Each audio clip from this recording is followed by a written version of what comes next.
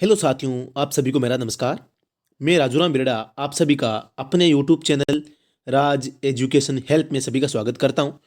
तो दोस्तों, आप सबके लिए खुशखबरी है कि आज से हमारी ये पहली क्लास है कि जो हाईकोर्ट डी ग्रुप है, रीट की भर्ती है, पटवारी की भर्ती है, अन्य जो भर्तियां हैं उन भर्तियों से संबंधित जो संपूर्ण सिलेबस है वो हम करवाने वाले हैं। और इस सिलेबस का जो दोस्तों आज का हमारा राजस्थान जीके का पहला ही पार्ट है, इसको हम आपके सामने रख रहे हैं। दोस्तों, इस जीके का पहले पार्ट का दोस्तों राजस्थान का नामकरण वो किस प्रकार हुआ है उस पर आज हम चर्चा करने वाले हैं।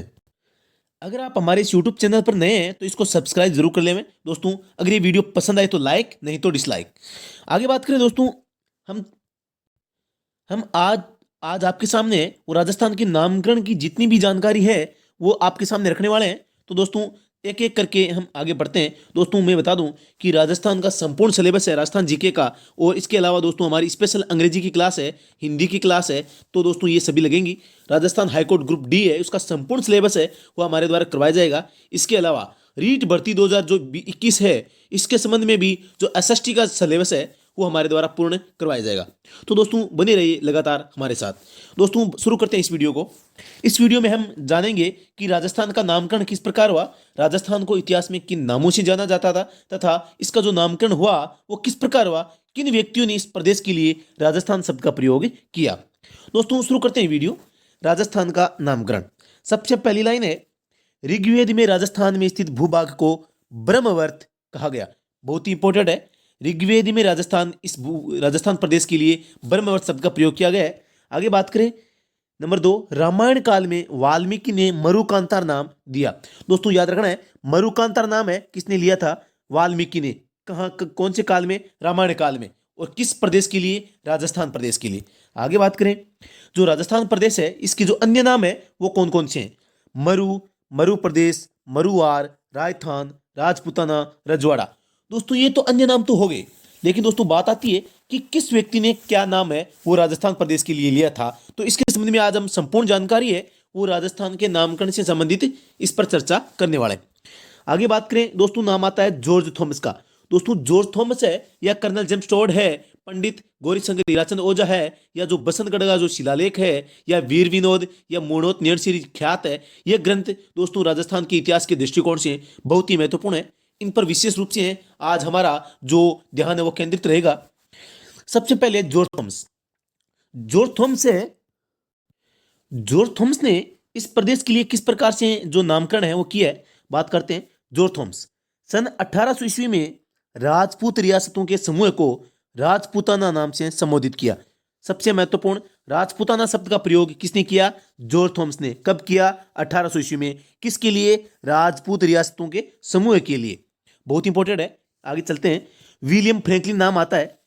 इन्होंने अपनी पुस्तक military memoirs of mister George Thomas में लिखा कि जॉर्ज थॉमस वह पहला व्यक्ति था जिसने राजपूताना शब्द का प्रयोग किया। मतलब क्या हुआ दोस्तों कि जॉर्ज थॉमस व्यक्ति है, इन पर पुस्तक लिखी गई है। और जॉर्ज थॉमस ने किस पर पुस्तक लिखी, राजस्थान पर। तो दोस्तों जॉर्ज थॉमस है, उसने कहा था कि राजपूत रियासतों का जो समूह है उसको राजपूताना नाम से संबोधित किया।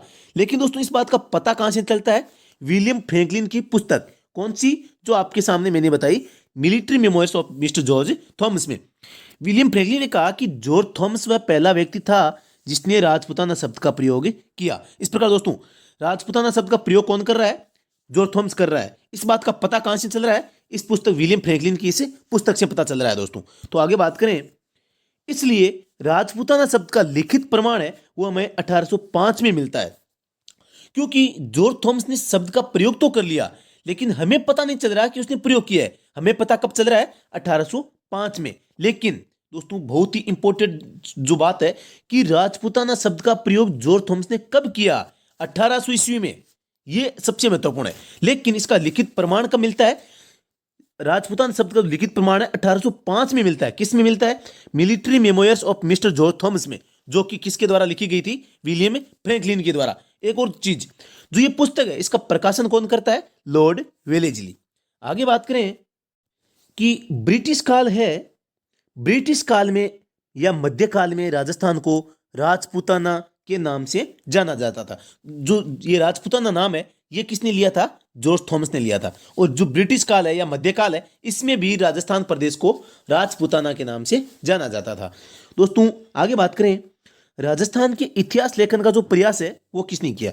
राजस्थान का प्रथम व्यक्ति कविराज श्यामल दास ने अपनी पुस्तक वीर विनोद, इसमें दोस्तों राजस्थान के इतिहास को लिखने का प्रथम प्रयास किया गया। आगे बात करें, राजस्थान शब्द का प्राचीनतम उल्लेख है वो कहाँ मिलता है? राजस्थान प्रदेश के लिए जो प्राचीनतम उल्लेख है राजस्थान शब्द का प्रयोग का, वो कहाँ से मिलता है? सबसे पहले विक्रम संवत 682 या कहे 625 ईसा पूर्व में खीमल माता मंदिर बसंतगढ़ सिरोही पर उत्कीर्ण बसंतगढ़ शिलालेख में मिलता है, जहां पर इस प्रदेश के को राजस्थानिया द्वितीय शब्द का प्रयोग किया गया था।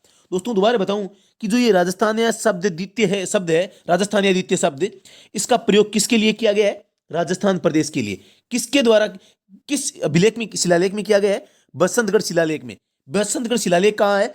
खिम्मल माता का मंदिर बसंतगढ़ सिरोही में। और इस शिलालेख को कब उत्कीर्ण करवाया गया? विक्रम संवत 682 को। आगे बात करें कि ये जो शिलालेख है ये किससे संबंधित है? तो बसंतगढ़ शिलालेख यह है चावड़ा वंश के शासक वरमलात के शासन काल में दास प्रथा पर उत्कीर्ण है। दोस्तों जो बसंतगढ़ शिलालेख है वो किस पर उत्कीर्ण है? दास प्रथा पर उत्कीर्ण है। और इसका जो इसको जो लिखा गया है वो कब किसके शासन काल में? शासक वरमलात जो कि चावड़ा वंश से संबंधित है, तब लिखा गया है।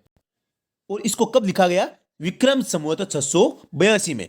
इसके अलावा बात करें, इस बसंतगढ़ शिलालेख में राजस्थान प्रदेश के लिए कौन सा शब्द काम में आया गया है? राजस्थानिया द्वितीय, जो आपके सामने है।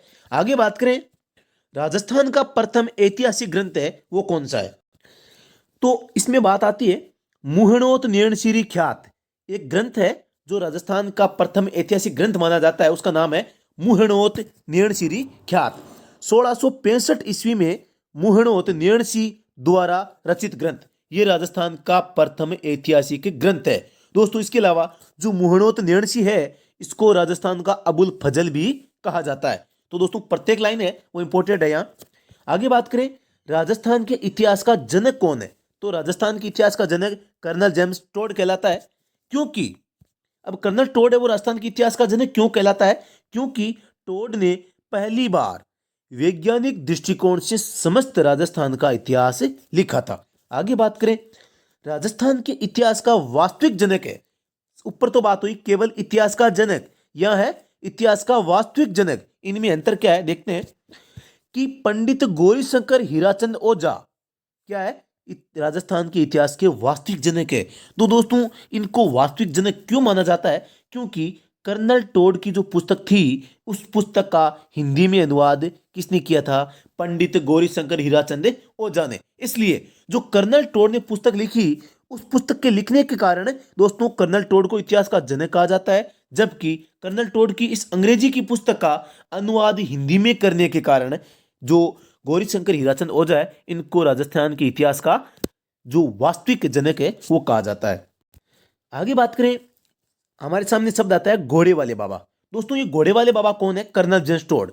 दोस्तों राजस्थान के नामकरण में कर्नल जेम्स टोड है, इनका बहुत ही बड़ा योगदान है। तो दोस्तों कर्नल जेम्स टोड के बारे में जानकारी पढ़ते हैं। सबसे पहला है जन्म। इनका जन्म 20 मार्च 1782 को स्कॉटलैंड इंग्लैंड में हुआ। पहली बार राजस्थान में आगमन कहाँ हुआ? 1805 में उदयपुर में।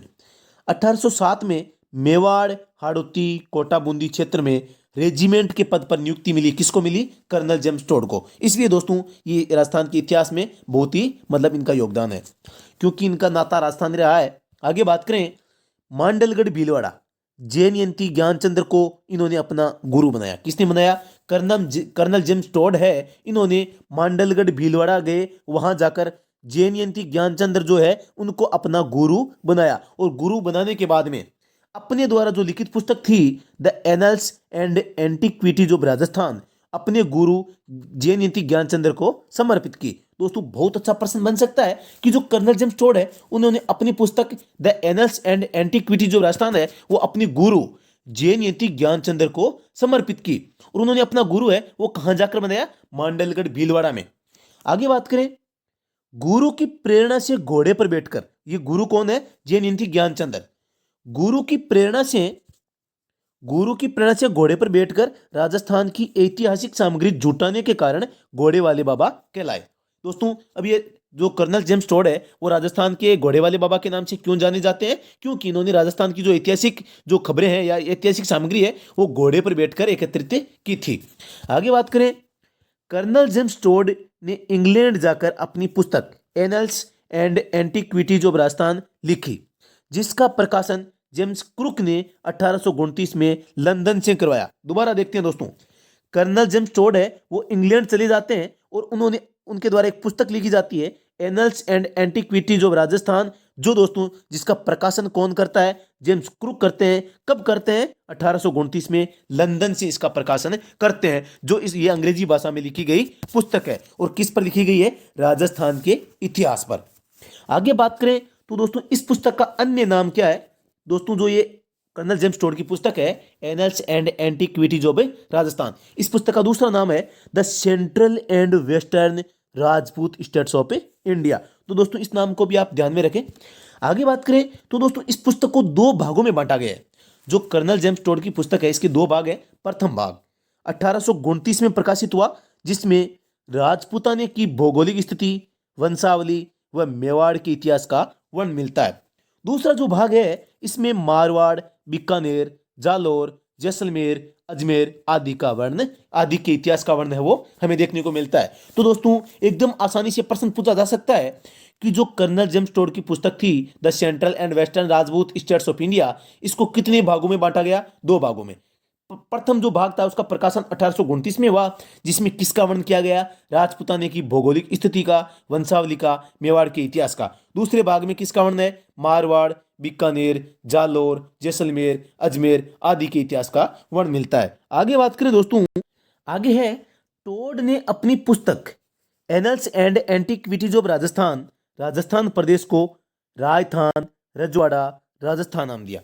दोस्तों आज का हमारा टॉपिक यही है कि राजस्थान का नामकरण। तो दोस्तों कर्नल जेम्स टोड का है वो राजस्थान के नामकरण में बहुत ही बड़ा योगदान है। कर्नल जेम्स टोड ने एक पुस्तक लिखी थी जिसका नाम था annuls and Antiquities of Rajasthan. दोस्तों इस पुस्तक में कर्नल टोड ने राजस्थान को तीन नामों से पुकारा है: राजस्थान, रजवाड़ा और राजस्थान। दोस्तों एकदम महत्वपूर्ण प्रश्न है दोस्तों, यहां से बन सकता है। इसमें दोस्तों जो राजस्थान है उसका अर्थ क्या है? राजाओं का आवास या राजाओं का निवास। आगे बात करें, पंडित गौरीशंकर हीराचंद ओझा, इनका क्या योगदान है? इन्होंने राजस्थान के इतिहास की प्रथम पुस्तक, कौन सी पुस्तक? कर्नल टोड द्वारा लिखित annuls and Antiquities of Rajasthan, जो अंग्रेजी में लिखी हुई थी, का हिंदी में अनुवाद किया और इसी कारण राजस्थान के इतिहास के वास्तविक जनक कहलाए। वह राजस्थान के वास्तविक जनक क्यों कहलाए? क्योंकि कर्नल टोड के द्वारा जो अंग्रेजी में राजस्थान के इतिहास पर जो पुस्तक लिखी गई उसका हिंदी में अनुवाद किया। किसने किया? पंडित गौरीशंकर हीराचंद ओझा ने। आगे बात करें, ओझा जी रोहिड़ा ग्राम सिरोही के निवासी थे, तो ये भी आपको ध्यान रखना है। आगे बात करें कर्नल टोड की दूसरी पुस्तक, दोस्तों कर्नल टोड की प्रथम पुस्तक थी annuls and Antiquities of Rajasthan, जबकि दूसरी पुस्तक है दोस्तों पश्चिम भारत की यात्रा। पश्चिम भारत की यात्रा जिसका अन्य नाम है, जो अंग्रेजी में नाम है, the travels in western India. इसका प्रकाशन दोस्तों कब हुआ? 1839 में, कर्नल टोड की मृत्यु के उपरांत। दोस्तों टोड की मृत्यु 1835 में हो चुकी थी और इसकी मृत्यु के बाद में इनके द्वारा जो लिखी गई पुस्तक थी पश्चिम भारत की यात्रा, इनका प्रकाशन इनकी पत्नी जूलिया कल्टर बुक के द्वारा इसका प्रकाशन 1839 में किया गया। आगे बात करें दोस्तों, तो जो ये पुस्तक है इसमें उल्लेख है वो किसका किया गया है? राजपूती परंपराओं, अंधविश्वासों, आदिवासियों के जीवन, मूर्तियों आदि का उल्लेख इसमें किया गया है। किसमें दोस्तों? जो the travels in western India है या पश्चिम भारत की यात्रा जो कर्नल टोड की पुस्तक है उसमें किसका वर्णन किया गया है? राजपूती परंपराओं, अंधविश्वासों, आदिवासियों के जीवन और मूर्तियों आदि का उल्लेख है। आगे बात करें दोस्तों, तो इनके बाद राजस्थान शब्द का प्रयोग किसने किया? तो लगभग दोस्तों सबसे पहले 1800 ईस्वी में किसने? जॉर्ज थॉमस ने राजपूताना नाम दिया। इसके बाद में दोस्तों 1829 में कर्नल जेम्स टोड ने राजस्थान, रजवाड़ा या हम बात कर रहे थे कि कर्नल टोड के द्वारा राजस्थान प्रदेश के लिए किन शब्दों का प्रयोग किया गया? राजस्थान, रजवाड़ा, राजस्थान, इसके अलावा दोस्तों वाल्मीकि के द्वारा मरुकांतार शब्द का प्रयोग किया गया, ऋग्वेद में ब्रह्मवर्त शब्द का प्रयोग किया गया तथा जो जोरथोम्स है उनके द्वारा राजपुताना शब्द का प्रयोग किया गया। उसी प्रकार दोस्तों कर्नल टोड ने भी अन्य नामों से पुकारा है। आगे बात करें, इनके बाद में लगभग 117 वर्ष बाद में जो पंडित नेहरू है इन्होंने एक शब्द का प्रयोग किया है। वो राजस्थान प्रदेश के लिए कौन सा शब्द है? राजस्थान शब्द का प्रयोग 117 वर्ष बाद 9 सितंबर 1946 को नेहरू जी ने किया। आगे बात करें, 30 मार्च 1949 को राजस्थान की 4 बड़ी रियासतों जयपुर, जोधपुर, जैसलमेर, बीकानेर का एकीकरण हुआ। और दोस्तों इसी एकीकरण के कारण इस राजस्थान प्रदेश में 30 मार्च को राजस्थान दिवस मनाया जाता है। आगे बात करें, 26 जनवरी 1950 ईस्वी को पहली बार औपचारिक रूप से भारत सरकार ने इसको मान्यता दे दी। किसको? राजस्थान राज्य को। और राजधानी है वो जयपुर बना दी गई पी सत्यनारायण समिति के आधार पर। आगे 1 नवंबर 1956 को राजस्थान का वर्तमान स्वरूप अस्तित्व में आया। आगे बात करें, इस समय राजस्थान में 26 जिले थे, जिनमें 26वां जिला कौन सा था दोस्तों? अजमेर। आगे नोट, 30 मार्च 1949 को एकीकरण के समय राजस्थान 20 श्रेणी का राज्य था। उसमें राज्यों को दोस्तों श्रेणियों में बांटा गया था, ए, बी और सी। तो दोस्तों राजस्थान 20 श्रेणी का राज्य था। उस समय सीएम मतलब मुख्यमंत्री हीरालाल शास्त्री जो राजस्थान प्रदेश के प्रथम मनोनीत सीएम है। आगे बात करें तो दोस्तों हीरालाल शास्त्री के मुख्यमंत्री के काल में ही राजस्थान में संभागीय व्यवस्था को शुरू किया गया। और उस समय दोस्तों राजस्थान में 5 संभाग थे, जिनमें पहला जयपुर, दूसरा जोधपुर, तीसरा बीकानेर, चौथा कोटा और 5वां उदयपुर है। दोस्तों इन 5 संभागों में जो संभागीय आयुक्त है उनका पद सृजित किया गया। जो संभागीय आयुक्त का पद है उनका सृजन किया गया। और इनके अलावा दोस्तों जो कोटा का संभागीय आयुक्त थे उनको सिंचित क्षेत्रीय विकास आयुक्त का अतिरिक्त कार्यभार दिया गया। जो जोधपुर के डीसी थे, डीसी यानी संभागीय आयुक्त, इनको दोस्तों मरु विकास आयुक्त है, इनका अतिरिक्त कार्यभार दिया गया। और जो उदयपुर के डीसी को जनजाति क्षेत्रीय आयुक्त का दर्जा अतिरिक्त कार्यभार दिया गया। आगे बात करें दोस्तों, इस प्रकार 1 नवंबर 1956 राजस्थान का स्थापना दिवस कहलाता है। और 30 मार्च है वो राजस्थान का राजस्थान दिवस के रूप में जाना जाता है, क्योंकि दोस्तों 1 नवंबर 1956 को राजस्थान का जो वर्तमान स्वरूप है वो अस्तित्व में आया था। आगे बात करें, 1 नवंबर 1956 फैजल अली आयोग। दोस्तों आप सबको पता है भारत में राज्यों के पुनर्गठन से संबंधित जो आयोग था वह फैजल अली आयोग कहलाता है। और इसी की सिफारिश पर अजमेर है वो 26वां जिला बना। तो दोस्तों मुझे उम्मीद है कि ये आज की क्लास है वो आपको जरूर पसंद आई होगी।